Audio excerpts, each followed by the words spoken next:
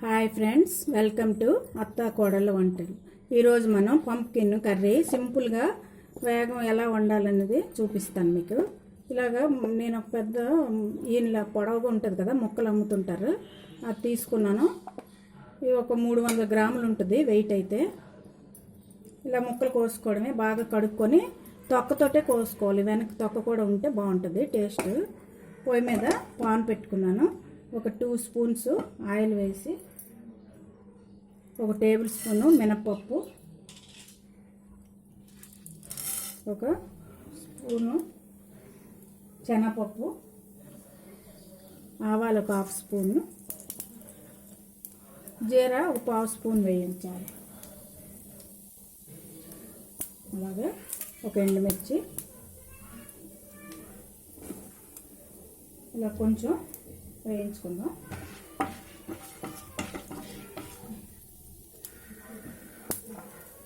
ఒక 2 ఆనియన్స్ ముక్కలు కోసుకుంది. చిన్నవైతే 2, పెద్దవైతే ఒక ఆనియన్ సరిపోతుంది.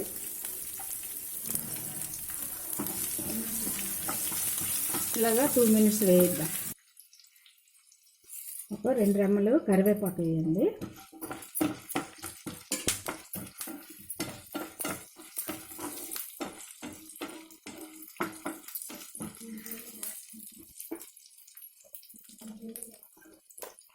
పోపు వేస్తున్నప్పుడు ఒక 1/2 స్పూన్ పసుపు, సాల్ట్ కూడా వేసుకుందాం. సాల్ట్ టేస్ట్ తగినంత వేసుకుందాం.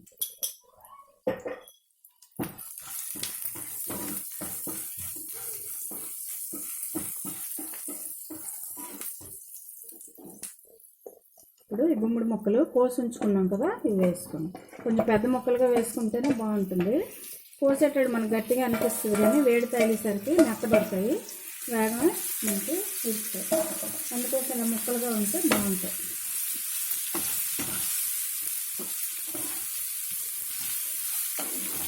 ఇలా బాగా కలుపుకొని ఒక 2 మినిట్స్ మగ్గించామనుకోండి, తర్వాత వేసుకోవాలి.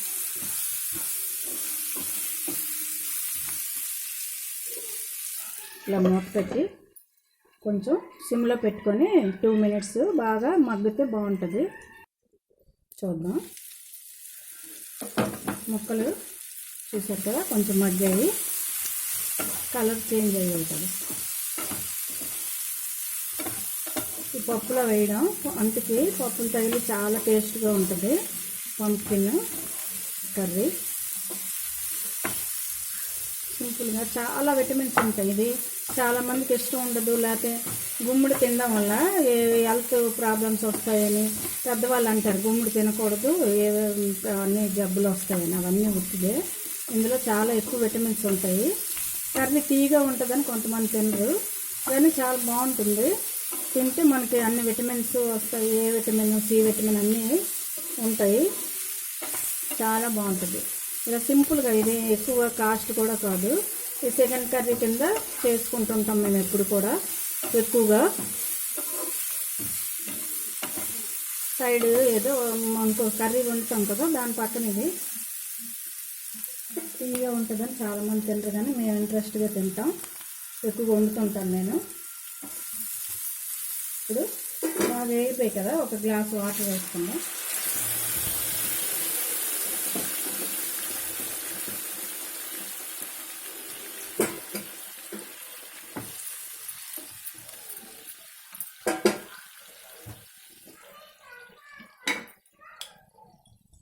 ఒక స్పూను కారం వేయాలి.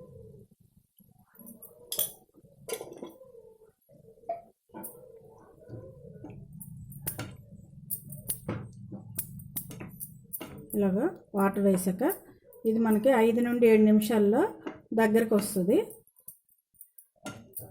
ఉడికిపోతుంది, మెత్తగా అయిపోతాయి వేగమే మనకి గుమ్మడికాయ. అంతా మనకి ముక్కలు వేగడం అన్నీ కలిపి ఒక 10 నిమిషాల్లో మనకి 10-15 నిమిషాల్లో కర్రీ రెడీ అయిపోతుంది. చూసారు కదా, ఇలాగా ఉడుకుతుంటుంది. కొంచెం మంట తగ్గించుకుందాం. సిమ్లో కంటే కొంచెం మీడియంలో పెట్టుకోండి.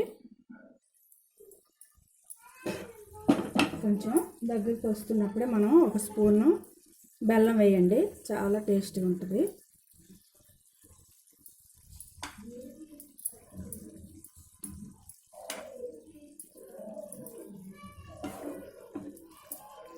బాగా కలుపుకొని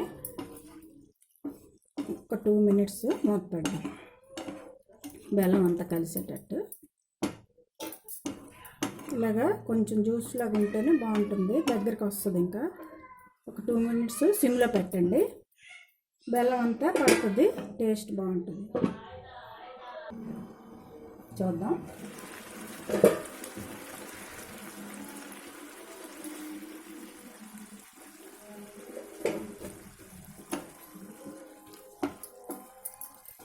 చూసారా ఎంత కలర్ఫుల్. మనం ఇందులో ఏవి వేయలేదు, కారం, ఉప్పు, పసుపు వేసాం,